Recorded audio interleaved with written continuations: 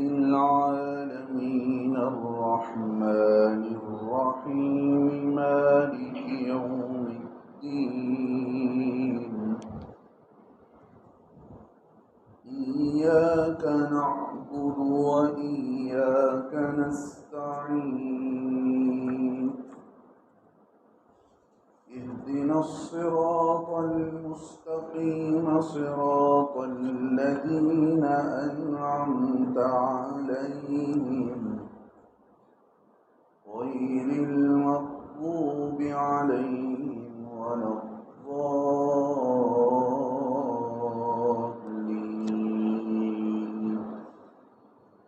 آمين صلى الله عليه وسلم.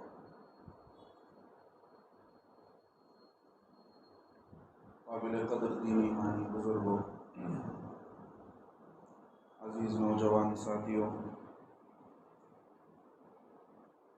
اللہ تبارک و تعالیٰ نے دنیا میں انسان کو جو زندگی دی ہے، یہ زندگی اللہ رب العزت جس حال میں بھی انسان کو، جس نعمت میں بھی انسان کو اللہ نے رکھا ہے،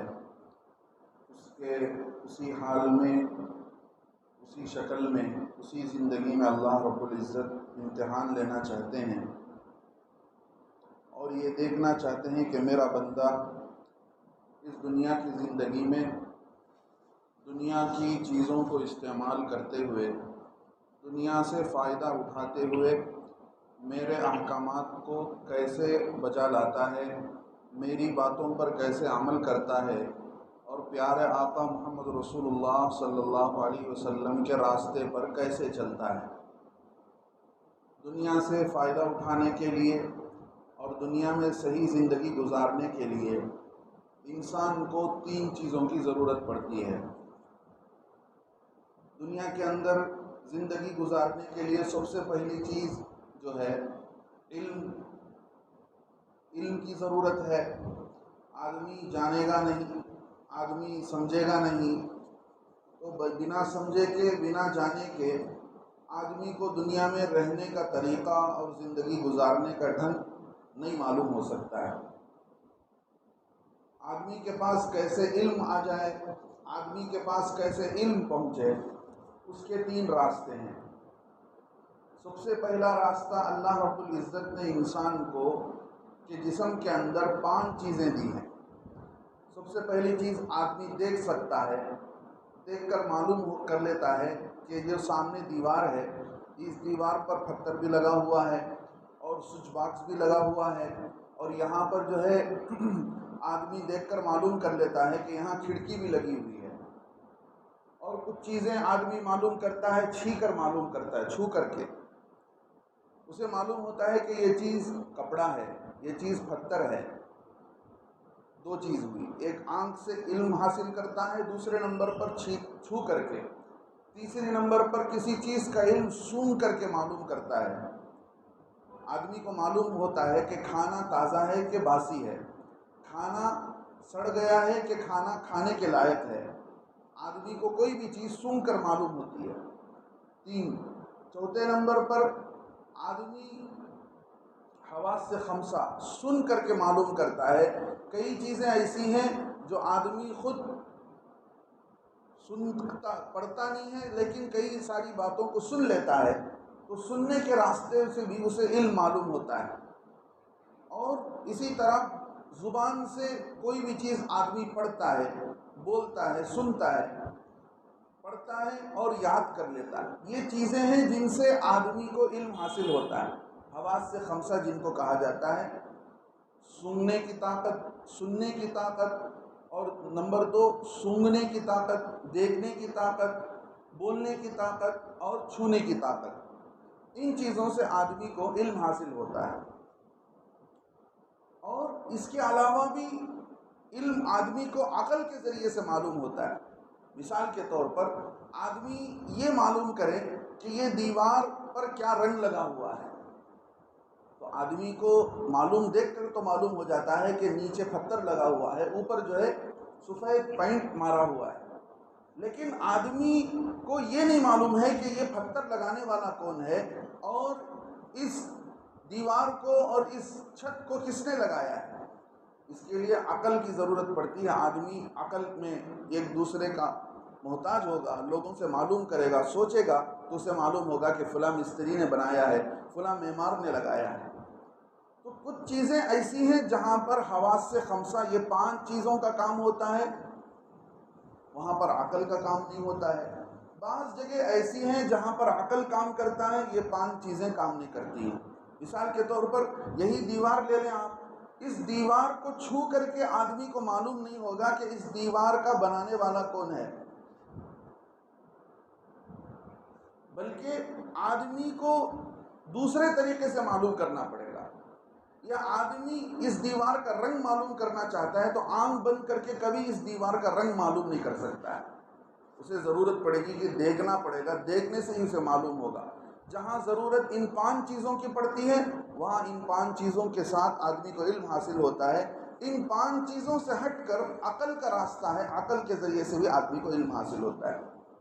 لیکن اللہ رب العزت نے انسان کے اندر جو طاقت دی ہے علم سیکھنے کی اور دنیا سے معلومات اور نالج حاصل کرنے کی، اس کی ایک لمٹ رکھی ہے. اس سے زیادہ آدمی اپنے عقل کو دوڑائے گا تو چیز اس کی سمجھ میں نہیں آئے گی، آدمی غلطی کر لے گا. اس لیے کہ اللہ نے انسان کو ایک لمٹ میں رکھا ہے. کوئی بھی طاقت انسان کے اندر ہو ایک لمٹ کے اندر رکھا ہے. آگے کسی چیز کی ضرورت پڑتی ہے. مثال کے طور پر اسی دیوار کو کیا کام میں لانے سے اللہ خوش ہوں گے؟ کوئی بھی چیز ہے، دیوار ہے، چھت ہے، اس کو کیا کام میں لانے سے اللہ خوش ہوں گے، کیا کام کرنے سے اللہ ناراض ہوں گے؟ اس کا علم نہ ان 5 چیزوں سے حاصل ہو سکتا ہے، نہ عقل سے حاصل ہو سکتا ہے. اس کا علم حاصل کرنے کے لیے کسی بھی چیز کے پیچھے، کسی بھی کام کے پیچھے اللہ اور اس کے رسول کی مرضی ہے کہ نہیں ہے، اس کو معلوم کرنے کے لیے آدمی کو وحی کی ضرورت پڑتی ہے. وحی یعنی اللہ رب العزت اپنے خاص بندے پیغمبروں پر اپنا میسج اتارتے ہیں. وہ میسج اور وہ وحی، وہ بات لوگوں کو نبی بتاتے ہیں، لوگوں کو نبی سمجھاتے ہیں کہ دیکھو اللہ کی طرف سے یہ بات اتری ہے، یہ آیت اتری ہے، یہ حکم اترا ہے. اللہ رب العزت نے جب سے نبیوں کا سلسلہ شروع کیا، مختلف زمانے میں نبیوں پر ضرورت کے بقدر وحی اتارتے جاتے تھے، اور ضرورت پڑتی تو کسی پر کتاب اتارتے تھے. 4 مشہور کتابیں ہیں. ایک حضرت داؤد علیہ السلام پر زبور اتاری گئی، حضرت عیسیٰ علیہ السلام پر انجیل اتاری گئی، حضرت موسیٰ علیہ السلام پر توریت اتاری گئی، اور سب سے آخری نبی محمد رسول اللہ صلی اللہ علیہ وسلم پر اللہ نے قرآن کو اتارا. یہ 4 کتابیں سب سے مقدس اور بڑی کتابیں ہیں. ان کے علاوہ کچھ صحیفے جن کو لٹریچرز آپ کہہ سکتے ہیں، تو یہ لٹریچرز اللہ نے ضرورت پر حضرت ابراہیم علیہ السلام کے ساتھ، مختلف نبیوں کے ساتھ حسب ضرورت، حضرت داؤد علیہ السلام، اللہ نے لٹریچرز بھی اتارے، کچھ صحیفے چھوٹے چھوٹی کتابوں کی شکل میں. وحی کسے کہتے ہیں؟ وحی اللہ کی بات ہوتی ہے. اللہ رب العزت وہ بات اپنے پیغمبر تک پہنچاتے ہیں. ہمارے نبی محمد رسول اللہ صلی اللہ علیہ وسلم کا پر وحی کیسے اترتی تھی، اس کی مختلف شکلیں ہوتی تھیں. سب سے پہلے اللہ کے نبی خود فرماتے ہیں جب مجھ پر وحی اترتی تھی مجھے ایسا معلوم ہوتا تھا کہ ایک گھنٹی کے بجنے کی آواز آ رہی ہے. اس گھنٹی کے بجنے کی آواز ہی میں فرشتہ جو بات کہنا تھا وہ مجھے کہہ دیتا، اور میں اس بات کو، وہ بات میرے ذہن میں اتر جایا کرتی تھی. اور وحی کی یہ شکل اللہ کے نبی فرماتے ہیں مجھے سب سے زیادہ بھاری ہوتا.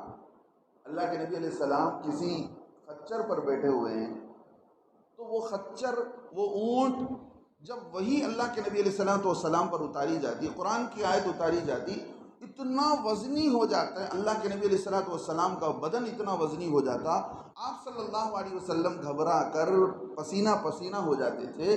اور وہ جانور جس پر اللہ کے نبی علیہ السلام بیٹھے ہوئے ہوتے وہ وزن برداشت نہیں کر سکتا تھا. تو ایک شکل تو یہ ہوتی تھی. دوسری شکل حضرت دحیہ کلبی نامی ایک صحابی تھے، ان کی شکل میں حضرت جبرائیل علیہ السلام آتے تھے. حضرت جبرائیل علیہ السلام اپنی اصلی شکل میں نہیں آتے تھے، اکثر طور پر حضرت دحیہ کلبی رضی اللہ عنہ ایک صحابی ہیں، ان کی شکل میں اللہ کے نبی علیہ السلام کے پاس آتے اور اللہ کی طرف سے جو بات قرآن کی آیت اتاری جاتی، وہی اتاری جاتی، وہ بات سنا کر چلے جاتے۔ دو شکل ہو گئی۔ تیسری شکل، حضرت جبرائیل خود بعض مرتبہ اپنی اصلی شکل میں آئے ہیں۔ وہ کب آئے ہیں؟ 3 مرتبہ آئے ہیں۔ ایک مرتبہ جب اللہ کے نبی صلی اللہ علیہ وسلم نے خود خواہش کیا تو حضرت جبرائیل اپنی اصلی شکل میں آ کر اللہ کے نبی علیہ السلام کو اللہ کا پیغام پہنچا کر گئے۔ دوسرے نمبر پر معراج میں جب اللہ کے نبی علیہ السلام کو لے کر گئے تب حضرت جبرائیل علیہ السلام اپنی اصلی شکل میں آئے۔ تیسرے نمبر پر جب سب سے پہلے اللہ کے نبی صلی اللہ علیہ وسلم پر وحی اتاری گئی، جب آپ کو نبی بنایا گیا، اس وقت پر سب سے پہلی وحی جو سورہ علق کہتے ہیں، اقرأ بسم ربک الذی خلق، وہ صورت لے کر جب آئے اللہ کے نبی صلی اللہ علیہ وسلم کے سامنے، حضرت جبرائیل علیہ السلام اپنی اصلی شکل سے آئے۔ تو ایک شکل گھنٹی کے بجنے کی آواز سے اللہ کے نبی علیہ السلام پر وحی اترتی تھی، دوسری شکل حضرت دحیہ کلبی رضی اللہ عنہ کی اصلی شکل، وہ شکل میں آ کر حضرت جبرائیل وحی لا کر پہنچایا کرتے تھے، تیسرے حضرت جبرائیل علیہ السلام خود اپنی اصلی شکل میں آتے تھے۔ اور بعض مرتبہ ایسا بھی ہوا اللہ کے نبی علیہ السلام کو خود اللہ سے بات چیت کا موقع ہوا۔ جب اللہ کے نبی علیہ السلام معراج پر گئے تو وہاں پر اللہ سے جو بات چیت ہوئی، اللہ کی بات جو اللہ کے نبی علیہ السلام نے سنی، اللہ کی وہ ساری باتیں وہی ہیں، وہی کی شکل میں اللہ رب العزت نے اللہ کے نبی علیہ السلام سے